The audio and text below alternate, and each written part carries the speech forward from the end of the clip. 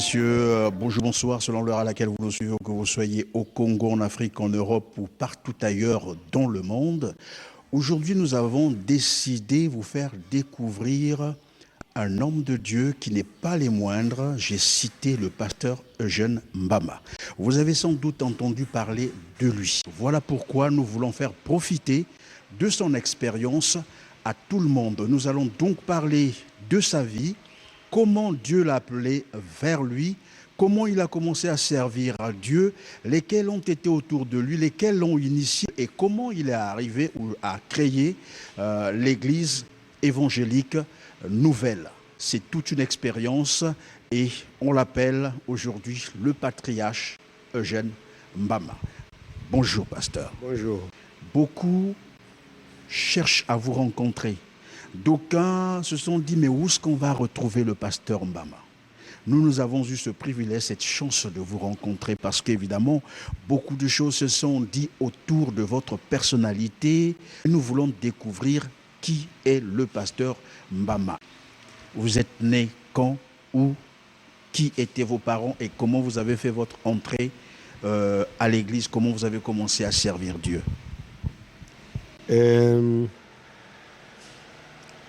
Je suis né à Bokosongo le 1er juin 1943. Ce fut un samedi matin. Mais avant, à la veille de l'accouchement, maman avait été attaquée par une femme. Cette femme-là qui avait vu maman avec une grossesse, avec un gros ventre, avait dit « Nebouanga, tu portes des grossesses comme ça, mais nous, on ne les met pas au monde. Pourquoi seulement toi ?» Demain matin, Mbama est né le 1er juin 1943 à Bokosongo. Et qui était donc maman, qui était papa? Oui, mon père s'appelait Nkebila Alphonse, ma mère s'appelait Bouanga Angélique. Bon, Nkebila Alphonse fut un chef de tribu au temps de colons. On lui portait sur un hamac. Et je suis le premier garçon né par Nkebila Alphonse dans le ventre de ma mère Bouanga Angélique. Et moi, je suis tenté de savoir que faisaient-ils, papa et maman? Eux aussi, ils étaient dans la prière comme vous? Oui. Mon père fut un chrétien catholique et ma mère fut protestante. Ma mère, elle avait reçu les dons du Saint-Esprit, ma mère. Et quand j'étais petit, à l'âge de 5 ans, il y avait les anciens prophètes du temps de Simon Kimbangu qui passaient à Bokosongo pour continuer vers Basundi de Kimongo, qui avait dit à mon père, M. Nkebila, bon, nous avons dormi ici, nous sommes de passage, mais tous tes enfants-là, les bébés-là que tes femmes ont accouchés, mais l'enfant-là, comment il s'appelle? Papa dit, c'est Mbama est jeune. Il dit, notez-le aujourd'hui, Mbama sera un grand prophète. J'avais 5 ans. Et aujourd'hui, vous l'êtes finalement devenu et vous vous êtes affirmé. Alors, on va savoir comment vous avez été appelé vers Dieu. Comment ça s'est passé? Parce que nous savons que Dieu a plusieurs manières d'appeler ses enfants. Vous, comment ça s'est passé? Oui, moi, à Bokosongo, je partais tous les matins au culte. Tous les matins. Et à l'âge de 8 ans, derrière la maison de maman, il y avait une montagne. Une montagne qui est là jusqu'à présent. Et je voyais les anges qui venaient me chercher dans la maison pour m'amener sur la montagne. Vers 17h, 18h. Vous les rêvez ou bien non, ils venaient? Pas le vis-à-vis comme ça. Ils viennent me chercher, on monte sur la montagne. Ils commencent à me dire ce que je serai dans le futur. Mbama, tu seras comme ça, tu seras comme ça. Mais il ne parlait pas en langue dondo, ni en langue kamba. Il parlait en glossolali. Glossolali, c'est la langue céleste. Mais moi, j'entendais ce qu'il disait. Et moi aussi, je leur répondais en glossolali. Et où est-ce que vous avez appris ça, vous? Je n'ai pas appris la glossolali, c'est le Saint-Esprit. Quand il parle, je réponds. Et quand il fait 18h30, maman commence à me chercher dans tout le long du village. Il m'appelle, elle va en bas là-bas, elle monte, oh, mais Wemba, ah, moi, l'enfant là va se perdre. Pourtant, il était ici. Moi, j'entends sur la montagne. Et quand je dis aux anges, bon, laissez-moi partir parce que maman me cherche. Ils disent, attends d'abord. On n'a pas encore terminé. Et plusieurs fois maintenant, quand je descends, ma mère me dit, ah, Tata, Kwebedi, d'où viens-tu? Je ne voulais pas expliquer. Parce que ces anges-là ne voulaient pas que tu dises à maman où est-ce que tu partais. Ils ne m'avaient pas dit d'expliquer, mais après je leur avais dit, mais maman me cherche. Ça c'est au moins la 8e ou la 15e fois. Elle n'est pas d'accord que je ne puisse pas l'expliquer d'où je viens et lesquels qui causent avec moi. Ils m'ont dit, bon, il faut l'expliquer. Et j'avais expliqué à maman que maman, voilà, chaque 17 heures, les anges viennent me chercher, nous montons sur la montagne. 7 anges qui viennent, qui causent avec moi, qui me parlent de ce que je serai dans le futur, qui me parlent de la puissance d'en haut, et qui me dit tu seras comme ça, tu seras comme ça, tu seras comme ça, tu seras comme ça. Et nous savons que dans la Bible, on nous dit que 7, c'est aussi le chiffre de la perfection, de la divinité. Alors donc, mais lorsque vous avez expliqué à maman, quelle a été sa réaction? Mais, puisque ma mère était une prophétesse, ma mère. Ah, oui, oui. Ma mère était une prophétesse. Et dès que je l'avais expliqué, il avait dit, oh, c'est comme ça, je ne peux plus t'appeler, c'est fini. Parce que je ne savais pas, c'est pourquoi je te cherchais, c'est pourquoi je te posais des questions, d'où viens-tu, voilà, voilà. Elle m'avait laissé. Donc, vraiment, les anges existent. Les anges descendent sur la terre quand Dieu les envoie. Ce sont les portes messagers de l'Éternel. Alors, pasteur, vous avez été donc initié par les anges qui vous rencontraient chaque 17 heures, vous avez dit, sur une montagne. Et après, quelle est la mission qu'on vous avait confiée et comment vous avez commencé à travailler pour Dieu? Bon, la mission, après, il m'avait dit, bon, tu dois servir le Seigneur. Mais comme j'avais des oncles dans la famille qui n'aimaient pas prier, il y a un de mes oncles qui avait dit, maman ne peut pas être évangéliste, parce que les évangélistes, c'est les malheureux. Donc je vais l'amener à Dolisie pour qu'il aille prendre les photos. Maman a dit, l'enfant là, il y a des anges qui lui parlent comme ça. Quitte-la avec les anges là. Les anges, où sont-ils? Mon propre défunt oncle Kaya Albert de Dolisie. Il m'avait amené à Dolisie. Je crois, 8 mois plus tard, je faisais déjà des photos, mais un jeudi, j'ai vu Jésus. Moi, j'ai vu Jésus. Oui. La journée qui est venu m'appeler en disant, Mama, toi, tu seras un évangéliste. Va vite. Si tu ne pars pas tout de suite, je vais t'enlever sur la terre. J'ai entendu cette voix à midi pile, deuxièmement à midi 15, troisièmement à midi 30. Ce n'est pas dans le sommeil, non, comme ça. J'ai vu Jésus la journée. Et là, vous avez quel âge? J'avais 18 ans. J'avais 18 ans.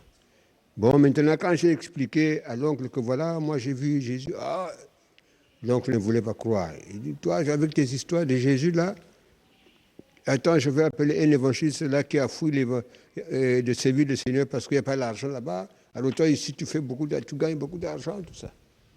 Moi, je vais dire à l'oncle, je préfère partir au village.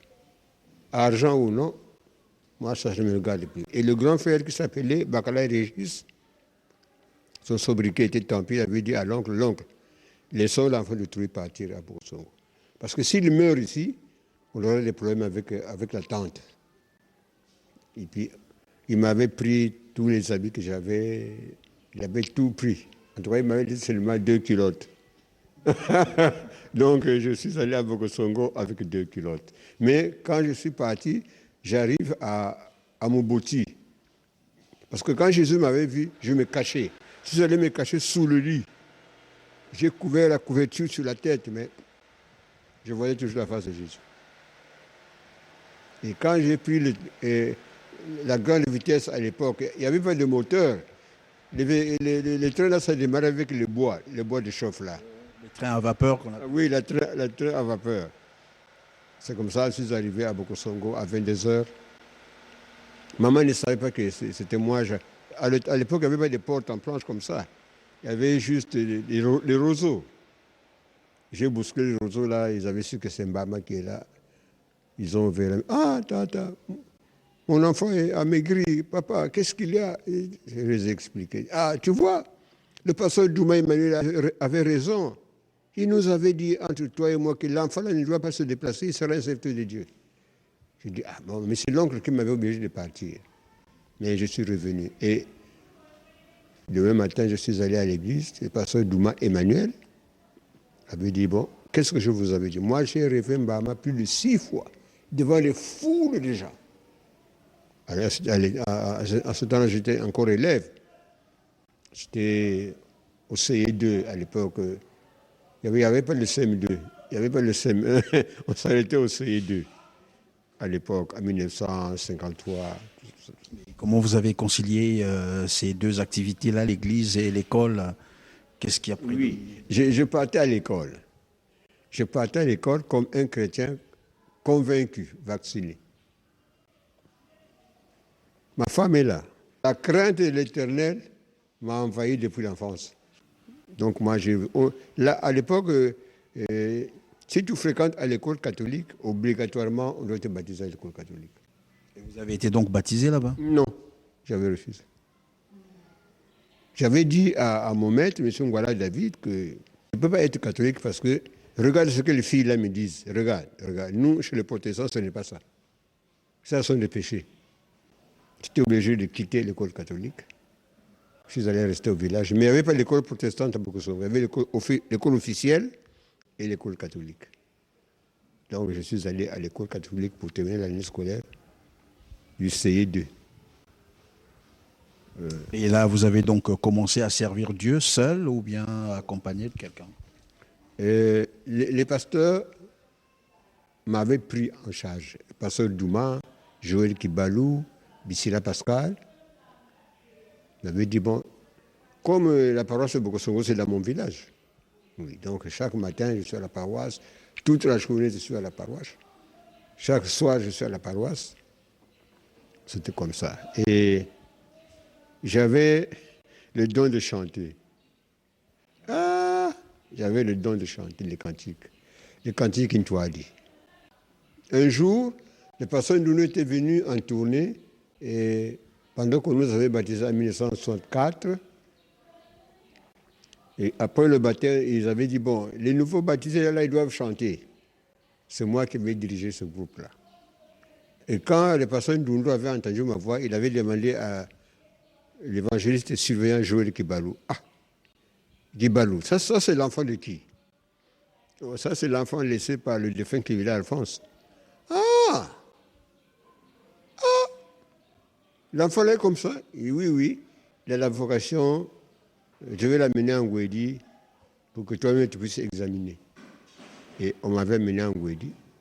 C'était là donc votre rencontre avec le pasteur Ndounou Daniel, c'est ça?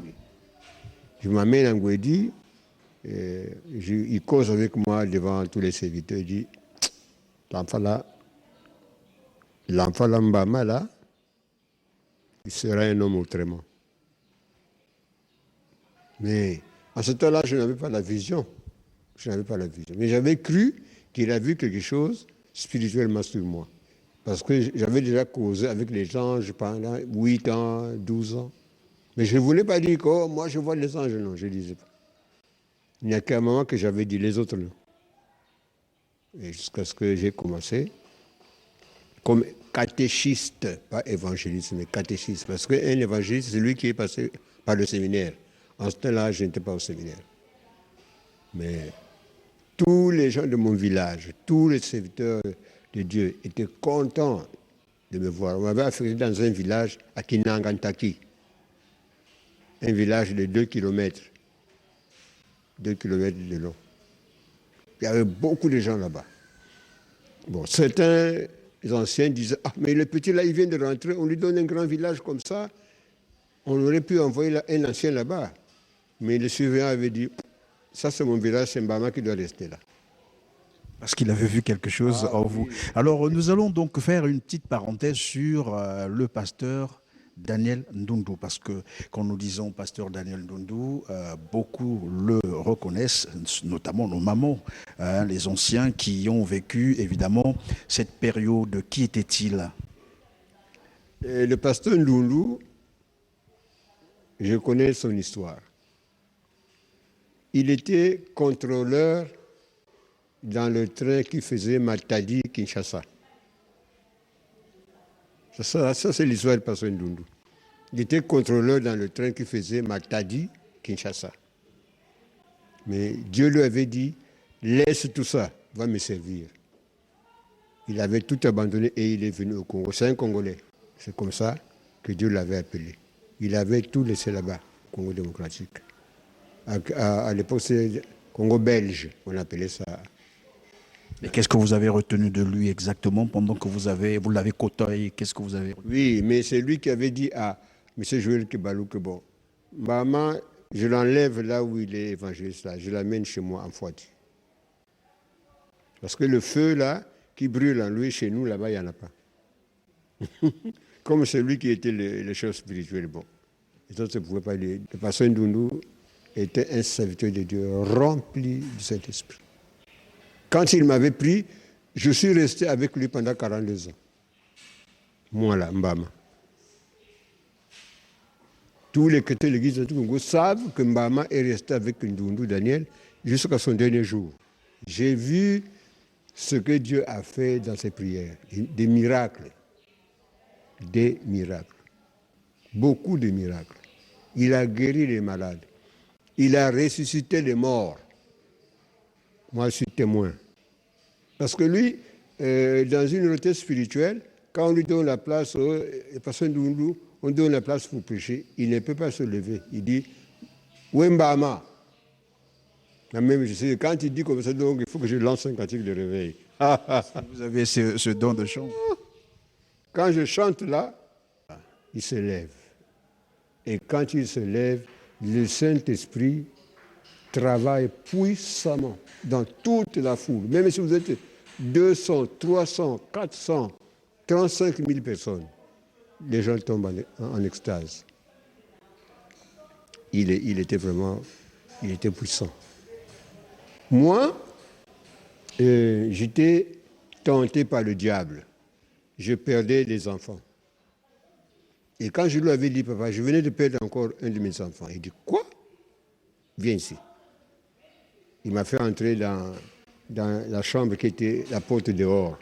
Il y avait moi, il y avait son grand frère Seminoé, et il y avait lui, et il y avait ma femme. Lui, les personnes ne faisaient pas de longues prières. C'est lui qui te dit que les personnes nous faisaient des prières, non. 3 phrases, 2 phrases, ça suffit. Il avait dit, Seigneur, Mbama. Ah, c'est pas lui. Le diable arrache les enfants de Mbama? Non. Il est rentré en transe. Et il a dit à moi et à ma femme que le Seigneur a payé vos enfants. Il a même dit les noms. Kiminu, Matondo, Zola, Lemvo. Et puis le 5e du donnera le nom toi-même. Ils sont avec moi. Quand je suis allé à Brazzaville, parce qu'au village, ma famille et la famille de ma femme, ils avaient des discussions. Oh, il faut divorcer, ça ne va pas. Et nous allons à Brazzaville pour faire des examens. C'était le docteur Bouchon à l'époque, c'est un Français. Les examens, ils avaient dit non, il faut divorcer parce que ta femme, là, elle a une tare. Les enfants ne peuvent pas vivre. Mais moi, j'avais déjà mis en pratique ce que Dieu m'avait dit, que je ferais des enfants. Donc, tout ce que les docteurs me disaient, mais je dis, non, je veux faire des enfants, docteur. Regardez les nègres là. Hein? Mais tes enfants qui meurent là, Dieu a fait quoi? Où est-il? Mais je lui ai rassuré que, docteur, moi j'aurai des enfants. Parce que quand je dors, je vois mes enfants qui vont à l'école et qui reviennent. Tu dors, oui. Mais où sont-ils ces enfants-là qui vont à l'école? J'ai dit, non, ils viendront. J'aurai des enfants, docteur. Il m'avait dit, j'étais des médicaments. Elle a dit, bon, allez, Milandou, c'est fut un parent qui était à l'hôpital général à l'époque. Il a jeté ça, bon, donne ça à ton oncle, là, il va se débrouiller avec sa femme, là. Et il n'aura pas d'enfant, il n'y a rien. Aujourd'hui, les 5 gosses, je les ai.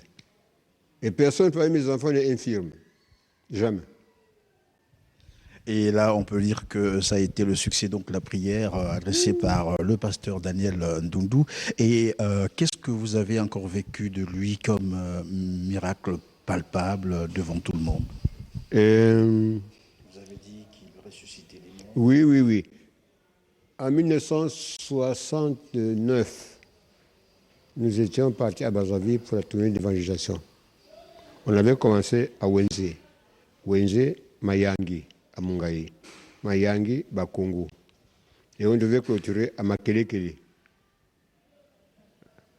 À Makelekele, là, le dimanche, à la clôture, il y a une femme qui avait perdu son enfant. Au lieu d'amener le corps à la maison pour aller enterrer, son mari a dit, moi j'amène le corps là où il y a la fête là. Donc ils ont amené le corps de ces jeunes garçons à Makelekele.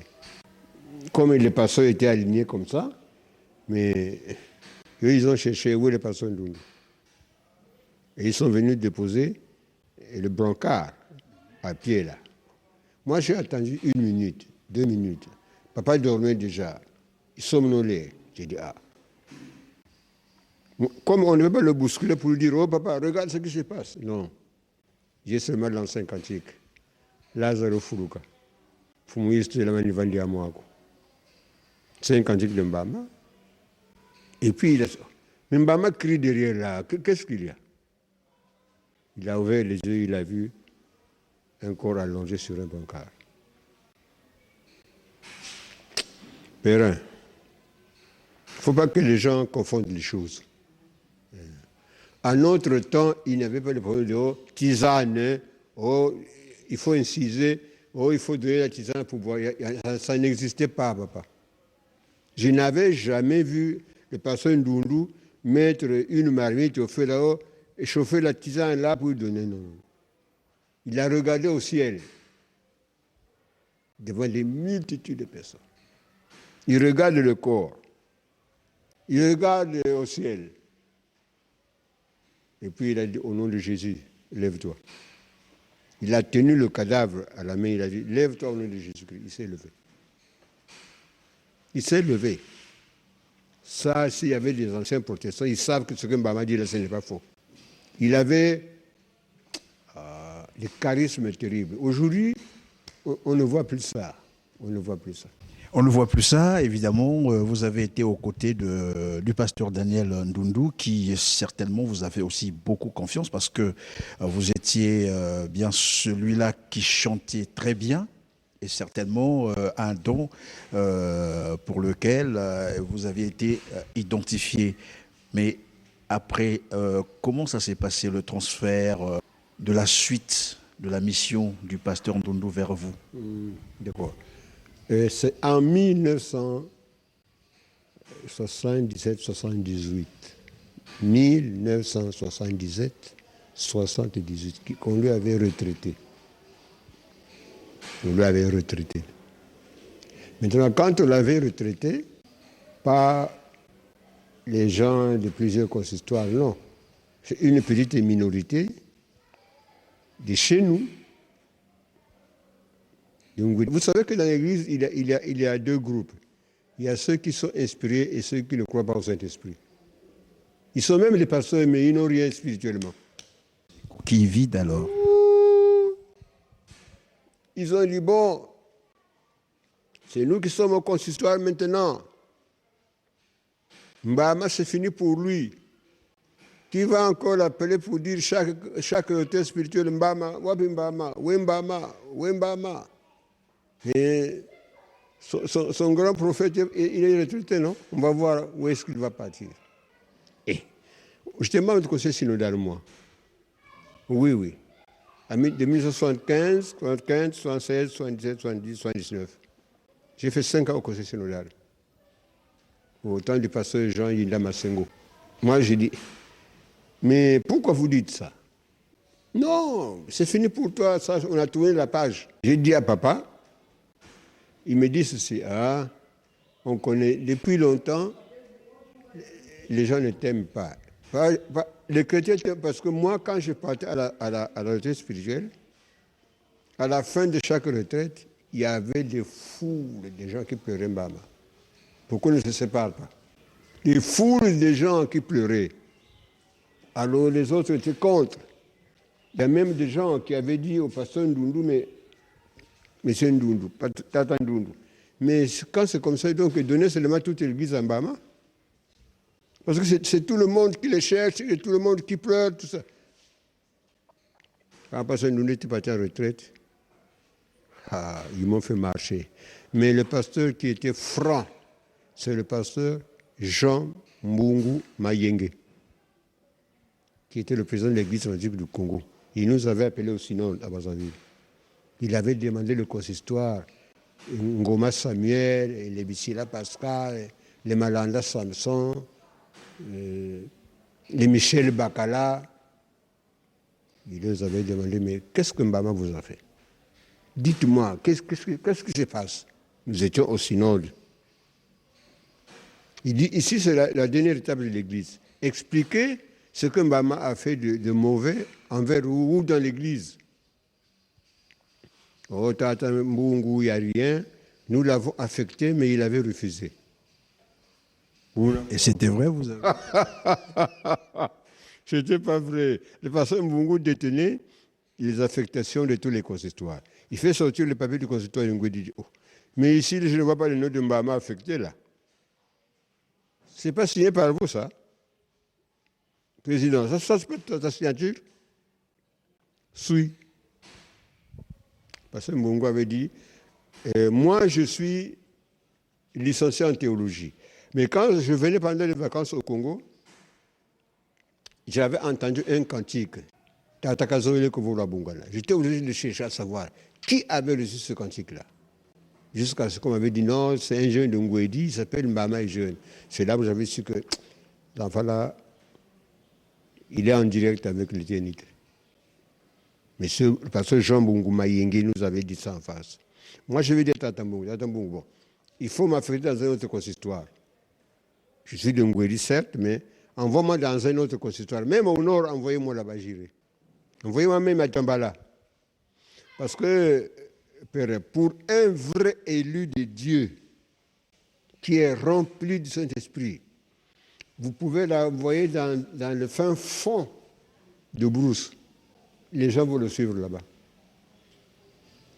Je le dis sincèrement au nom de Dieu.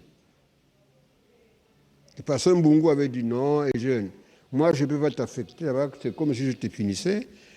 Ils n'ont rien dit de mal contre toi ici. S'il y a quelque chose que vous cachez, dites-nous ça. Personne n'a parlé. Et nous sommes allés jusqu'au syndicat Madingou. Ils m'ont accusé au syndicat, voilà, on nous appelle là, on leur demande. Personne n'a répondu. Mais moi, je trouvais que c'était normal. Pour un élu de Dieu, il va passer par le temps sombre pour arriver à l'élévation. Mais aujourd'hui, où sont-ils? Personne n'est vivant. Le Seigneur les avait frappés. Il y a ceux qui marchaient même nus à poil dans la paroisse. Ah oui, oui, oui. Les gens de Bokosongo m'entendent là. Ils savent. Ils savent qu'il y a eu des gens qui ont marché nus, pas de pantalon, pas de slip, pas de chemise, pas de contre-tueur. Ils sortent de haut là. Tata Longimpene. Pendant 4 ans. Hein? Parce que Dieu avait dit ceci. Ne touchez pas à mes oins et ne faites pas du mal à mes prophètes. Sinon, j'envoie la peste. Le président du consistoire, il est mort dans sa maison, il est pourri dans sa propre maison. Dieu les avait châtiés. Hein? Donc, si quelqu'un sert le Seigneur, il ne faut pas chercher à lui faire du mal, sinon vous provoquez la colère de Dieu. Ils savent que c'est ça qui était arrivé. Surtout celui qui marchait nu à poil à Bokosongo, au district. Les élèves ont hué sur lui. Oh, Tata Longi, tu es nu maintenant, mais comment ça? Et donc, c'est cette petite confusion qui a fait que vous partiez de l'église évangélique du Congo, ou bien vous êtes resté encore Bon, moi, je ne voulais pas quitter l'église évangélique du Congo. Jamais. Le Seigneur m'entend. Nous sommes dans sa maison. Moi, je ne voulais pas quitter l'église évangélique du Congo. Parce que Dieu m'avait montré une maison en étage. Une grande maison en étage, mais qui était bourrée de fentes. J'avais demandé au Seigneur, mais la maison là qui a des fentes là, c'est quoi? Il dit, là c'est l'église, là où tu œuvres là, ESC. Sors de là. Les fentes là que tu vois là, il y aurait des divisions. C'est Dieu qui m'avait dit ça. Or, à notre temps, il n'y avait pas la jalousie, la haine, des disputes, surtout pour le problème d'argent. Mais est-ce que nous, on gagne de l'argent? Non. L'argent, moi, j'ai eu 4775, ça s'appelle le séminaire à Mansimou et à Ngwedi. Donc ça, c'est un gros salaire, 4000. Mais je donnais ça seulement à ma grande sœur, puisque je dois te dire la vérité. Moi, je recevais des dons, moi. J'ai construit 7 églises. Bayenzi ya nzambe sambwale mutungisaka munu. Mutungisa inzo ya nzambe na Mualu. Mutungisa inzo ya nzambe na Mafulu. Mutungisa inzo ya nzambe na Kimbeli. Mutungisa inzo ya nzambe na Kimpalanga. Mutungisa inzo ya nzambe na Mulandu 1. Mutungisa inzo ya nzambe na Luadi. C'est pas na mbongo ya kesi ya libundo onsi nsani non. Quand Dieu opère des miracles, je ne demande rien. Mais quand je touche le cœur des gens, il y en a des gens qui me donnaient 200 tolls, 300 tolls, qui me donnaient 200 000, 400 000. Avec cet argent-là, je n'ai pas construit ma propre maison. Je mettais ça dans l'œuvre du Seigneur. Parce que moi, je ne voyais pas comment je suis dans une annexe et puis les gens s'asseyent sur des morceaux de briques. Ah, je dis non. La maison de mon père? Non, non, non. Les dons là que je prends, là, je donne ça. On achète des tôles, on achète des briques, on construit. Je paie la main-d'œuvre.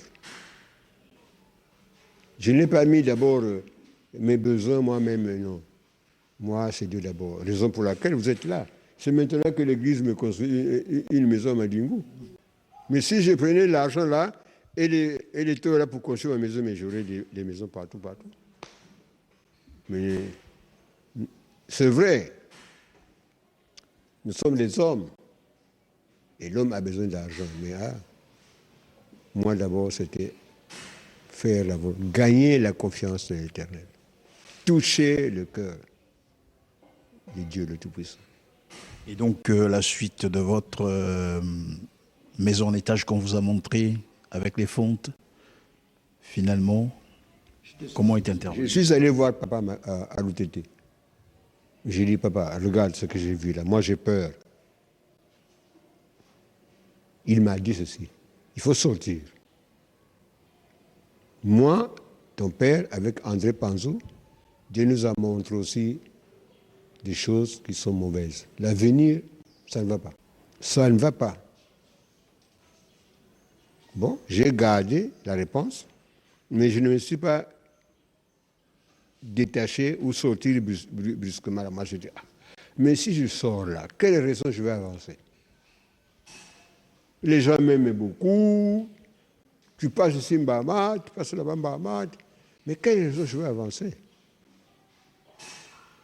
En 1982, c'était à 22h, le 5 mai. C'est là où Dieu m'avait dit, bon, demain tu commences. J'ai dit oui. J'étais dans une séance de prière. Mais quand nous sommes sortis, on a pris la voiture. J'ai dit à ma femme, puisque nous étions derrière, le chauffeur était devant avec nous, j'ai dit, Marie, moi, je ne veux pas faire une église. Parce que je connais l'histoire de Martin Luther. J'ai étudié ça au séminaire. Martin Luther était mort après 10 ans. William Booth de l'armée de salut était mort après 8 ans. 8. C'est ce que nous avons étudié au séminaire. Donc, Moi, si je sors de l'église mère et que je crée une autre église, ça ne va pas. Moi, j'ai encore mes enfants qui sont encore à l'école. Mais Dieu m'avait dit ceci, c'est pas, ça ne te regarde pas, c'est moi-même qui serai à la tête. C'est pourquoi aujourd'hui, quand les gens disent, là-bas aussi c'est l'église nouvelle, au Kabila, l'église nouvelle, en Angola, l'église nouvelle, au Gabon, l'église nouvelle, au Congo démocratique, l'église nouvelle, à Cotonou, l'église nouvelle, jusqu'en France. Mais comment il fait? Non, je vous dis sincèrement, ce n'est pas fait de Mbama. C'est Dieu lui-même qui suscite les gens. C'est Dieu lui-même. Tu sais, il m'envoie même des gens qui sont à l'étranger. Allez-y voir Mbama. Je ne les connais pas, eux aussi, ils ne me connaissent pas. Mais ils viennent. La prière de foi, moi je dis ceci, sincèrement. Si l'homme a l'alliance avec l'Éternel, il ne peut pas faire une prière pendant 5 fois, sans réponse. Non. Je crois que tu connais ça toi-même. Vous avez été avec le pasteur Daniel Ndundu, je l'ai déjà dit d'entrée de jeu. On n'a plus à démontrer qui il était, tout le monde sait ce qu'il était. Mais après, il y a eu comme un transfert de pouvoir vers vous. Comment ça s'est passé avant même que vous n'arriviez à la création de votre église, Église évangélique nouvelle? Oui, c'est en 1984. Août 84. 18 août 84. Quand je suis à Madingu, papa m'a envoyé des lettres pour m'appeler que j'aille. Un jour, nous nous sommes vus, il a dit, Mbama, moi, un Panzo André, la santé, ça ne va pas. Il faut venir. J'ai dit, oui, papa. Quand vous m'appelez, je viendrai. Mais les lettres qu'il a envoyées aux chrétiens de Madingu, quand ils arrivent à Madingu, ils déchirent ça. Que ce soit les chrétiens, que ce soit les évangélistes, t'as entendu de la lettre, allez-y dans la lettre, là, je l'attends. La lettre ne pouvait pas arriver. Ils ont déchiré 4 lettres, 4 lettres que le pasteur nous avait envoyées, je n'avais pas vu ça. La 5e lettre ici, je l'ai eue parce que j'étais ici à Pointe-Noire, il avait envoyé une délégation. C'était donc à la veille de la fête de 1984. J'ai lu la lettre le soir. Papa je détiens la lettre jusqu'aujourd'hui. Je l'ai photocopiée et j'ai donné ça à plusieurs personnes. Papa m'appelle. À la même minute, je fais mon sac. J'ai pris le train. Madingu. À Madingu, j'ai loué une Toyota. Je suis monté à Kindamba pendant qu'il y avait beaucoup de gens qui étaient montés. C'est là où il m'avait dit un samedi à 22h, devant toute la foule. Devant toute la foule. Mbama. Je dis, mais voici papa. Ah, d'accord. D'ailleurs, avant d'arriver à Kintambé, il avait choisi une délégation qui devait me rencontrer. Mbama arrive bientôt là. Je demande au protocole de le recevoir. Il m'avait bien reçu. Et samedi à 22h, il avait dit, est jeune. Dans un pan, il est déjà au frigo à l'UTT. On a laissé le corps là-bas. Après la retraite, on ira l'enterrer. Et moi, c'est moi qui t'ai appelé. Nous avons choisi 7 jeunes, 7. Nous avons demandé au Seigneur, parmi les anciens, on avait une prière, les anciens. Seigneur, parmi les 7 jeunes-là, lequel va faire la succession sur le plan spirituel? Dieu a dit à personne. Ça, ils savent, ce n'est pas dans la nuit, ce n'est pas cache-cache, non. Il avait dit ça au micro. Les gens ont filmé. Il y avait des caméras au temps de Ganga Mozart. Ganga Mozart avait un appareil qui filmait là. Mais Dieu m'a dit, cherchez Mbama. C'est pourquoi je t'ai envoyé la délégation. Maintenant, je te dis ceci. Bientôt, nous allons partir. Panzo, on va l'enterrer d'ici jeudi. Moi, je suis resté, mais si ces gens-là t'écoutent, il faut les orienter sur le plan spirituel. Mais s'ils ne veulent pas, s'ils veulent continuer à endurcir leur cœur, il faut les laisser. Il y a 2 phrases qu'il m'avait dit. Ngai onzi kabao. Si bazo la kuilange, pesa baba conseil na mambo kimpeve. Mais si ba manga bao, bika bao. C'était pas dans la maison, devant 35 000 personnes. À Kindamba. Et puis il m'avait dit, bon, après ici, tu viendras à la maison. Et c'est moi qui avais fait l'animation du corps de Tatampanzo parce que les 2 là, ce sont eux qui m'ont cadré spirituellement. Voilà. Et 2 semaines plus tard, je suis allé à l'UTT. Ce qu'il m'avait dit, ça c'est pour moi-même. Mais pourtant, l'humanité doit savoir, c'est dans l'histoire et dans nos mémoires. Et il m'avait fait rentrer dans son bureau. C'est là où je dormais. Quand on commence les entretiens à 20h jusqu'à demain matin, pendant 2 semaines. Vous savez que un homme, un prophète, laisse un signe. Oui, il laisse un signe. Donc, que les gens racontent n'importe quoi, ça les regarde. Ça les regarde. Il laisse un signe. Je l'ai. Le silhouette d'un Fouati dont je parle toujours là. Voilà encore un autre fait, ou sinon des activités qui ont retenu les chrétiens. C'était un peu cette affaire des siloés, puisque vous en faites déjà état. C'est quoi déjà un siloé et comment ça se passait en votre temps? Bon, le Seigneur lui avait recommandé le siloé. C'est un étang d'eau, une fontaine d'eau, dans une rivière qui coule. En 1932, le Seigneur avait donné la recommandation de faire le siloé en Fouati. Or, le siloé en question est peut-être à 2 kilomètres de mes annexes. Là aussi, Mbama, toujours chanceux, il m'a gardé là et dit, bon, tu dois être avec moi, Panzou, Yengo, nous 3, sur le problème de Siloué. Il a ouvert le Siloué en 1972. Mais même pour débroussailler le Siloué là, ce n'est pas n'importe qui devait débroussailler. Si tu ne gardes pas la sainteté, tu ne peux pas. Tu ne peux pas. J'avais commis une erreur, moi. Quand on avait débroussaillé le Siloué, il y a des bois qu'on coupait les bois là-bas, puis il y avait des bois qui traversaient la rivière. Moi, j'ai dit à un diacre là, oh, moi je suis fatigué, nous sommes fatigués, nous tous, donc demain, il faut que tu viennes couper l'arbre là. C'était pas proche du Jourdain, mais en bas là-bas. Mais quand il est allé couper ce bois-là pour le libérer seulement, il allait mourir. C'est un diacre sur lequel je comptais aussi.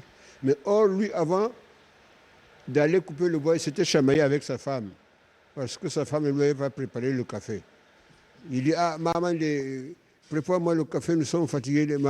Sa femme lui répond, ah, toi-même, tu n'as pas de bras, tu n'as pas de mains. Et lui, il s'était fâché. Or, moi, ne sachant pas qu'il y avait des bisbecs avec sa femme, je ne savais pas. Et le matin, il est parti couper le bois en question. Il allait mourir. Il allait mourir.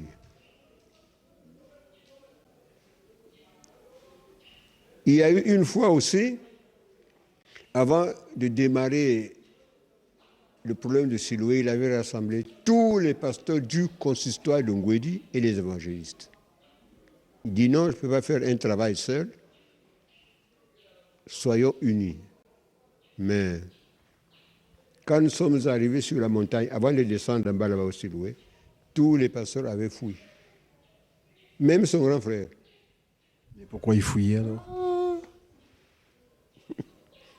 Il m'avait demandé de chanter un cantique.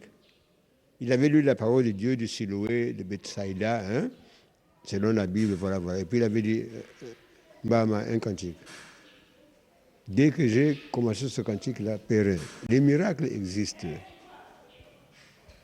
Des grands garçons comme ça, des anciens, ils ont pris la fuite. Ce n'est pas lui qui les a dit, foutez le camp, oh, vous avez des péchés. Non. Il a seulement regardé au ciel. Ils ont fui. Moi, je suis témoin.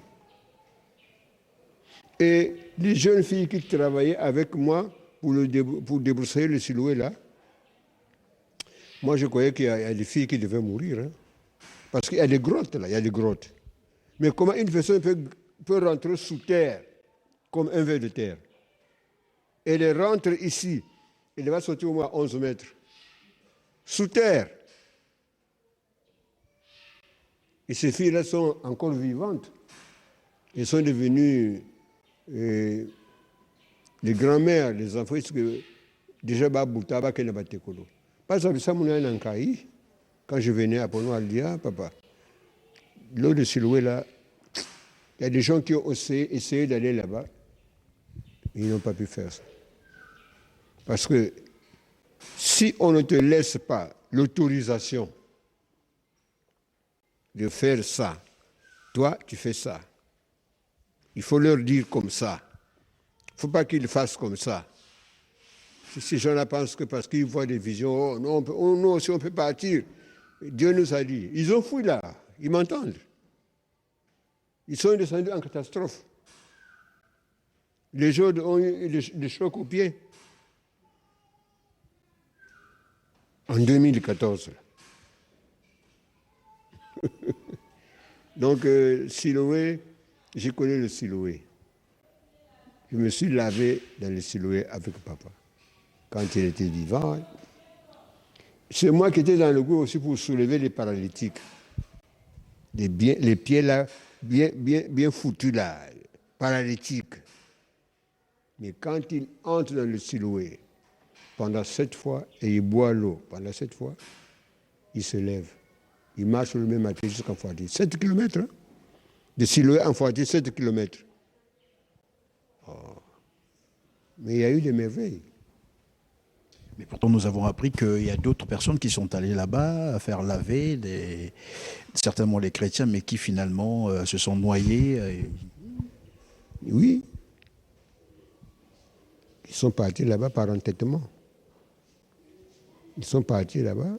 Plus de 3 équipes qui sont parties déjà là-bas. Et ils ne se sont pas lavés. Ils ne se sont pas lavés.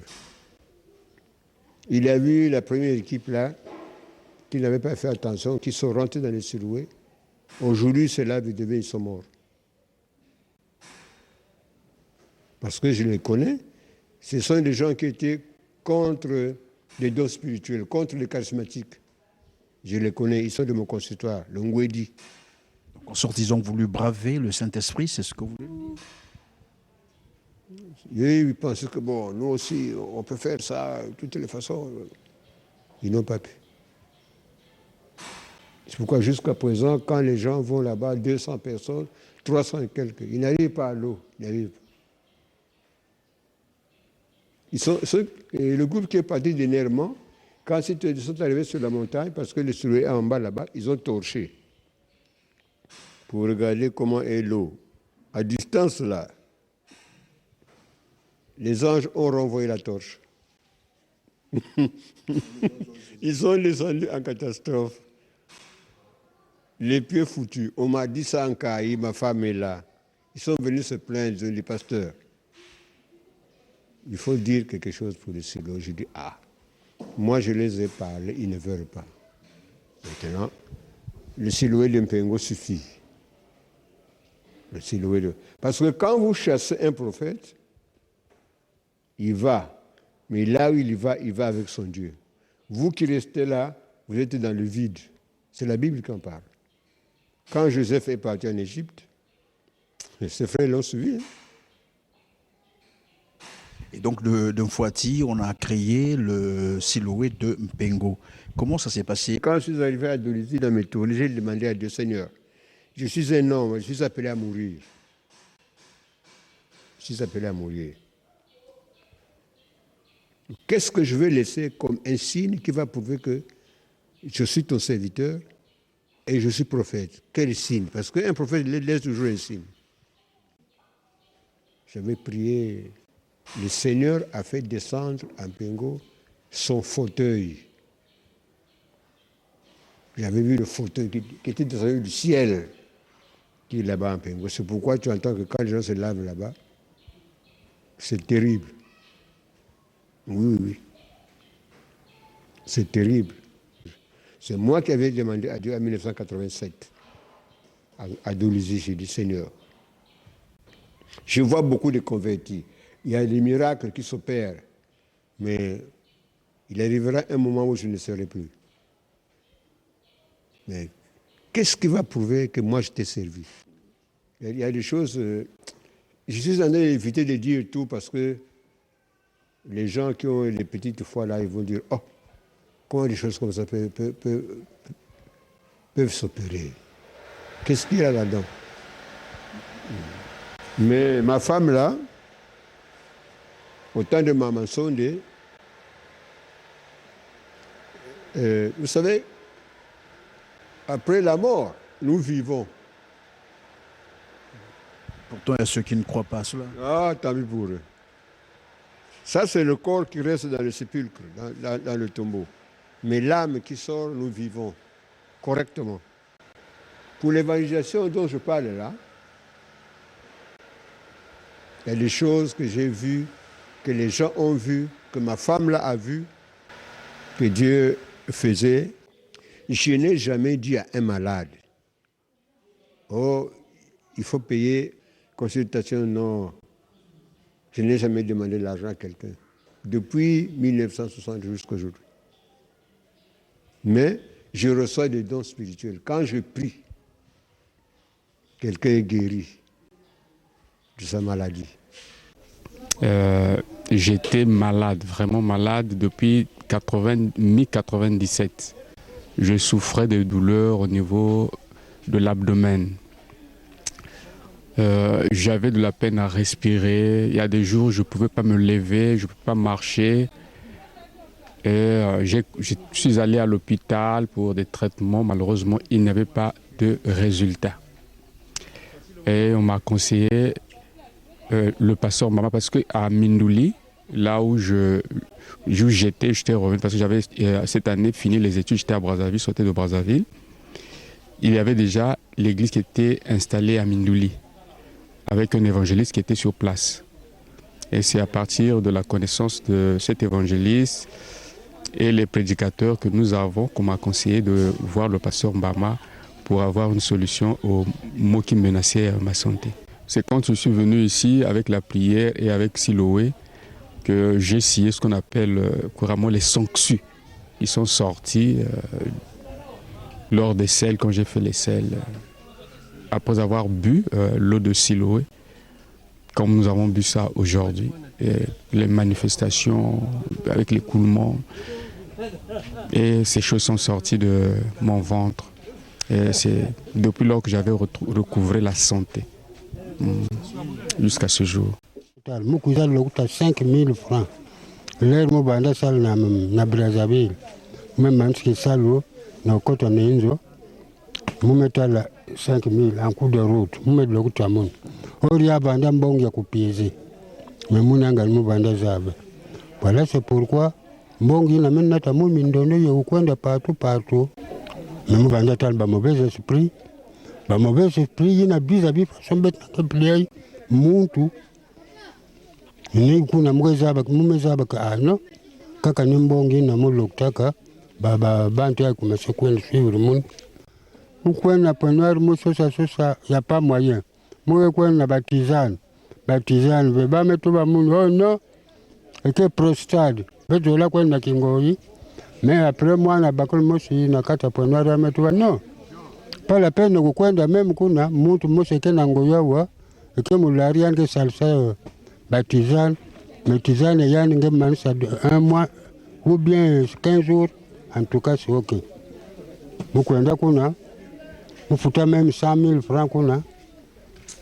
Musala sala ya pas moyen, muti ina peme tu bano. Yange ya ponge kote na ba prière. Parce que munu muke satsa muti a poisson ya ibe. Munu na ba munu 15 jours ou bien 1 mois le sepi. Ni na mukota na ba na kwenda na ba prière aussi mukwenda ya ba l'assemblée yina ça ne tenait pas. Ya ba mumpe aussi mukwenda kule mukwe somba ba produit ya ba mumpe ba mongwa yayi tout. Wapo kote mukota kabe. Mumekota partout papa. Brazzaville, Bois-la Mouyonzi, Ntiaki, Kingwe, tout. Moi je suis rentré partout jusqu'à Bakolo kuna. Parce que mamouni musu musuivre que ya na télévision façon ya banda zonza ni na mukanti kutu ah non. Munu faut mukwenta la ya mo expliquer comment muke souffrir. C'était ça. Après me expliquer ya tout ba non. Kaka le semble ya m'expliquer me lomba mpem c'est tout. Après moi balumbi na mu banda maintenant kulala bien. Ya banda même bandeke yayi muke lutu bandeke surtout ba nani na betu bokula na boile bato quoi. Ya yina. Muke tala encore esprit ya imbi. Mu commencer là à mon bien. Depuis mu côté na côté ya papa mbama.